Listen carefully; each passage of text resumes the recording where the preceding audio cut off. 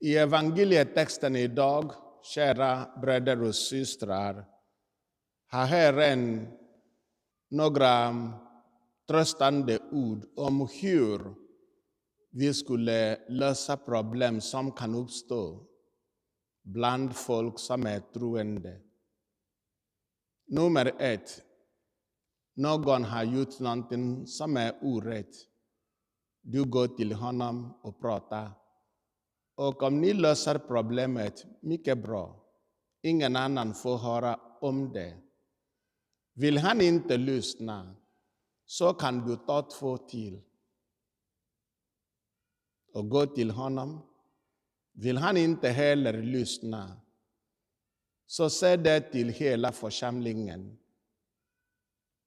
Vad det betyder för oss i nutiden är att först och främst problem som är mellan 2 individer kan lösas av dessa berörda individer.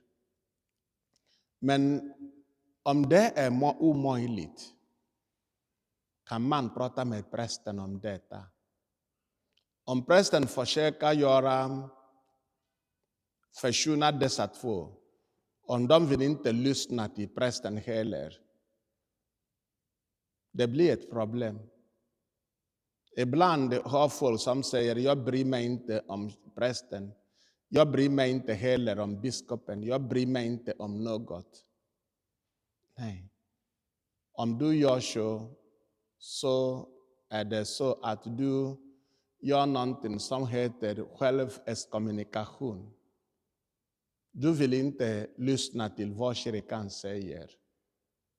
Ibland ser vi en grupp människor som börjar tänka på ett sätt som strider mot Kristi lära eller mot kyrkans lära. Och om prästen säger sluta, nej. Biskopen säger sluta, nej. Och påven skriver ett brev och säger sluta, vad ni gör är fel. Och de säger nej också. De får exkommunikation.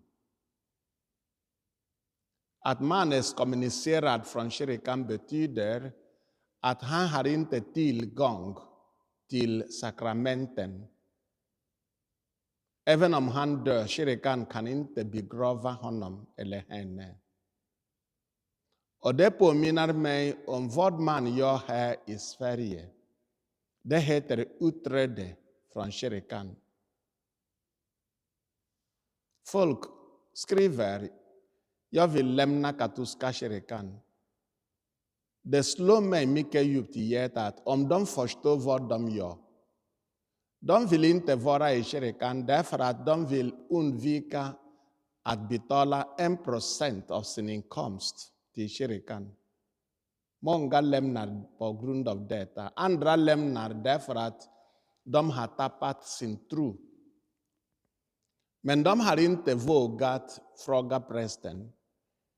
Vi gör allt vi kan, till och med vi har tid. Ikväll har vi också tid, 20:00, för att lyssna till folk. Jag brukar säga, ställ alla dina frågor. Och prästen svarar på frågorna. Om det handlar om kyrkoskatt, du vill inte betala, eller du har inte råd. Du kan ansöka om dispens. Men att säga att du lämnar katolska kyrkan, kanske jag vill inte registrera mig i Sverige. När jag kommer till hemlandet så kan jag få. Det har hänt många. De vill vara gudmor i hemlandet. Men prästen säger, men du är ingen katolik. Nej, titta, jag var döpt. Och du utträdde dig från kyrkan.